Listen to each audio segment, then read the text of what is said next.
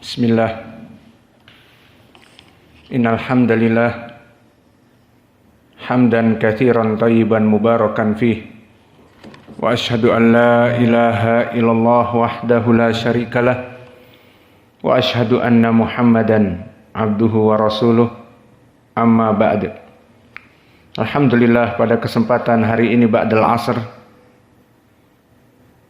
hari Senin 5 Februari 2024 bertepatan dengan 22 dari bulan Rajab 1445 Hijriah. Kita lanjutkan kajian di Fakultas Ilmi Tauhid dari Kitab Tauhid karya Syekh Muhammad An-Najdi At-Tamimi rahimahullah. Babu bayani syai'in min anwa'is sihr. Insyaallah mentasmi setelah pelajaran. Babu bayani syai'in min anwa'is sihr. Bab penjelasan seputar jenis-jenis dan macam-macam sihir.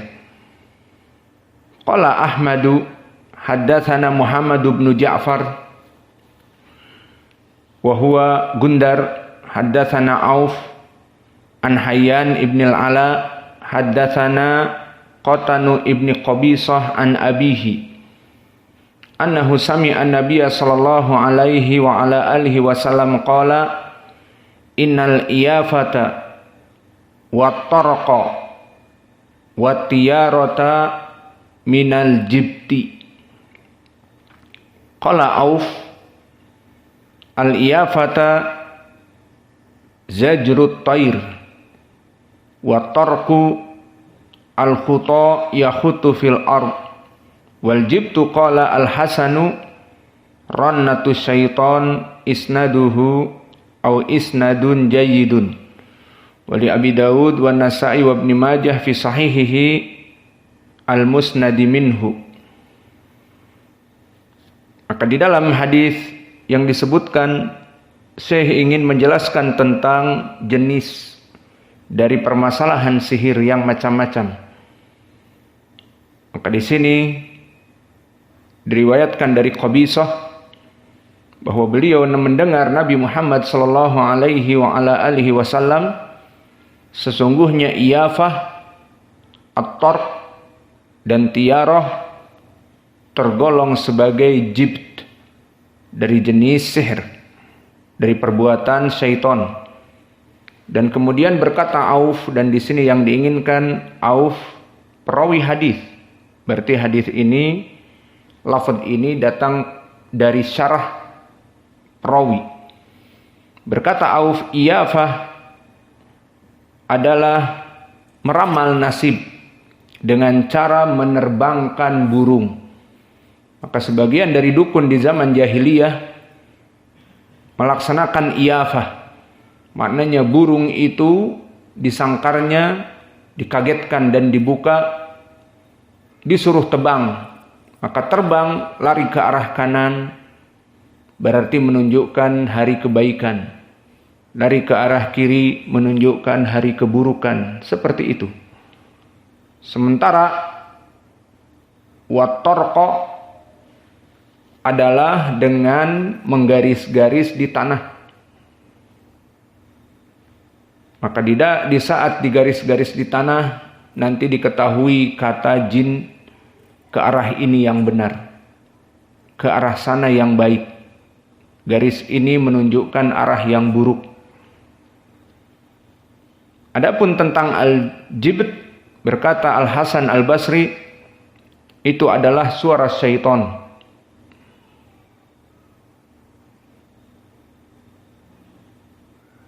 Dan dihukumi oleh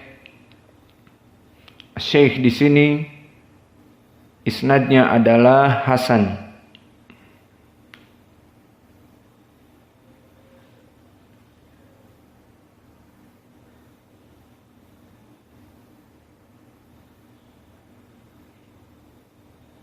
Maka sanad ini barakallahu fikum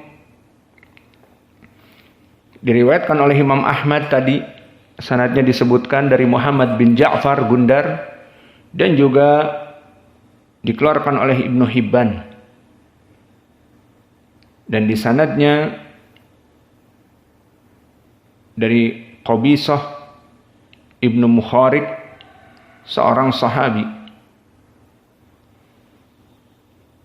Dan di sanad di sini ada Hayyan Ibnul Ala, seperti antum lihat, dan dia adalah rawi yang majhul,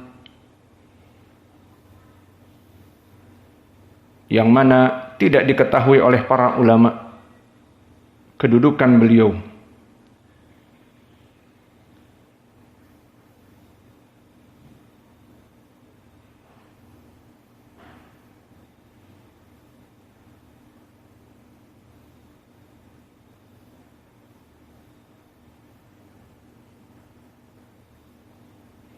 Maka sanad ini sanad yang dhaif.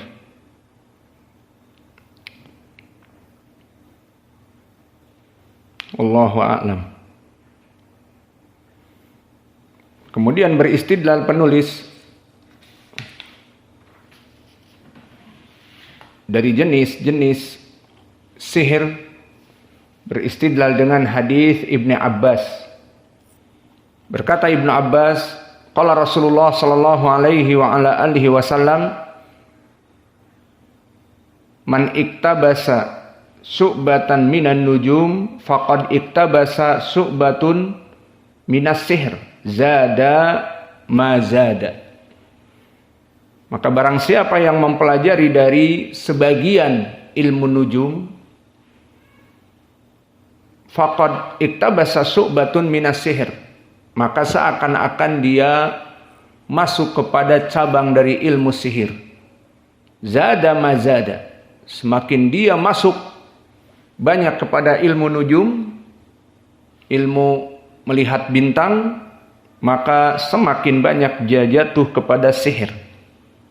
Maka perlu diperhatikan di sini, yang diinginkan dulu di dalam hadis mempelajari ilmu nujum tentunya bukan ilmu mengetahui perbintangan di zaman now, yang mana dari ilmu perbintangan kita bisa melihat bagaimana keadaan arah yang dibutuhkan oleh nahkoda dan dibutuhkan oleh pelayaran dan bahkan pesawat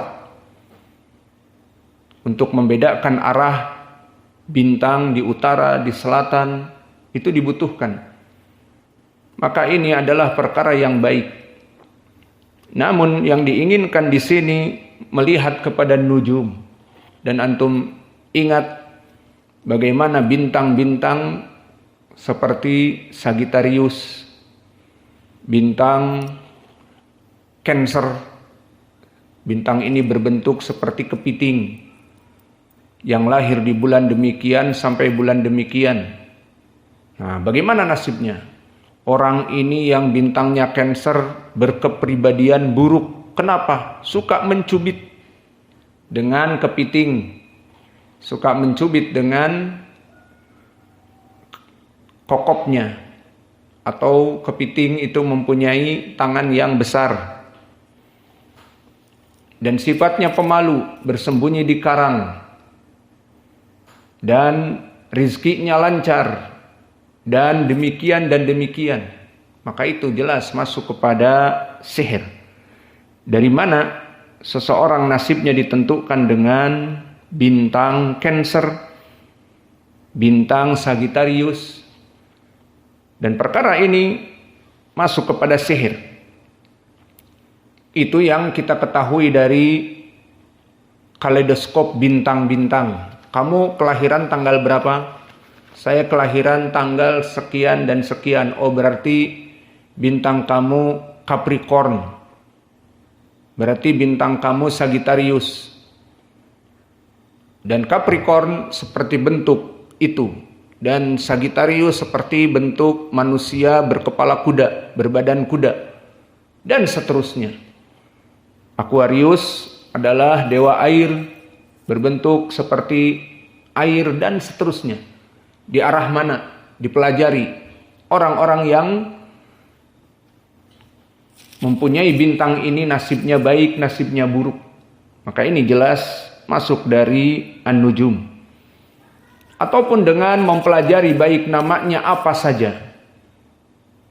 Kalau bintang ini datang berarti menunjukkan bumi dalam keadaan gonjang-ganjing dan langit dalam keadaan kelap-kelip. Maka ini zada ma zada. Semakin dia mempelajari ilmu nujum, semakin dia masuk kepada sihir. Ini yang diinginkan dengan sihir.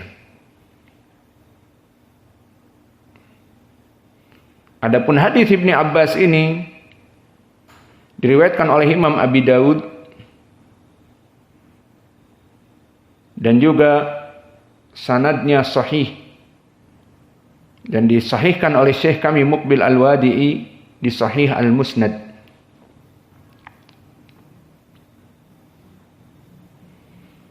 Maka hadis yang ketiga wali Nasa'i min hadis Abi Hurairah. Man aqada uqdatan summa nafatha fiha. Barang siapa yang membuat buhul, makna buhul itu adalah jimat. Dan jimat ini dibuat oleh dukun. Berbentuk seperti kertas, sekarang digunakan juga tisu yang ditulis padanya rajah-rajah dari tulisan-tulisan rumus-rumus syaitan, dan ditulis di situ kemudian dibubuhkan darah haid dari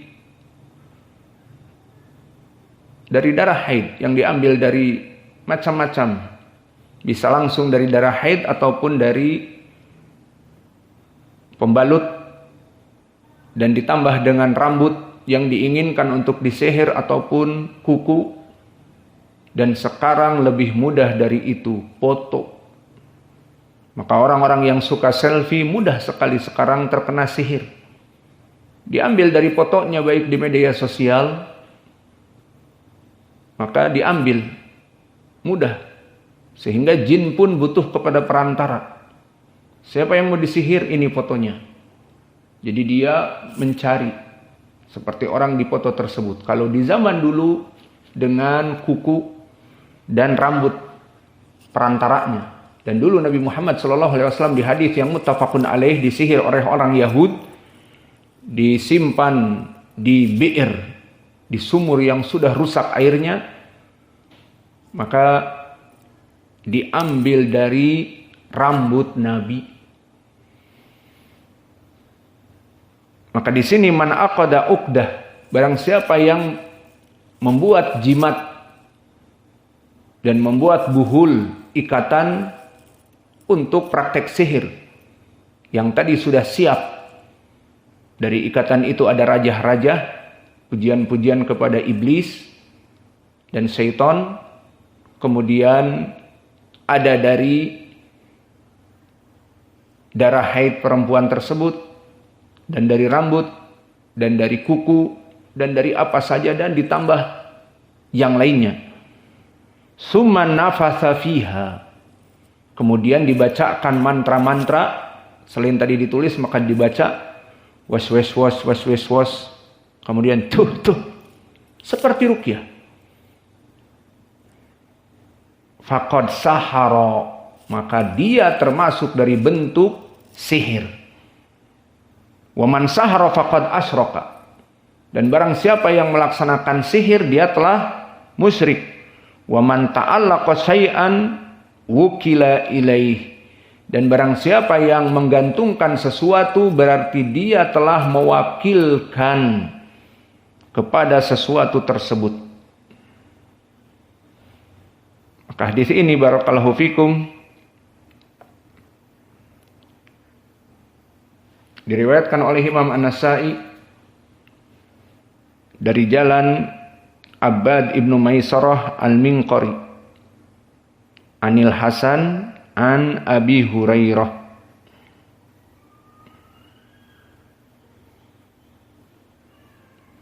Maka sanadnya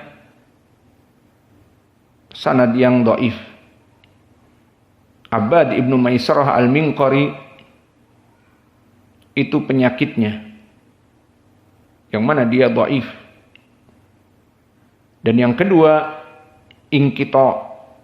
Antum lihat di sini Al Hasan Al Basri an Abi Hurairah, dia mudallis dan beran'anah dan banyak irsal. Al Hasan Al Basri di dalam hadis ini tidak mendengar dari Abi Hurairah, maka sanadnya munqati' dan dhaif dikarenakan Abbad ibnu Maisarah Al-Minqari.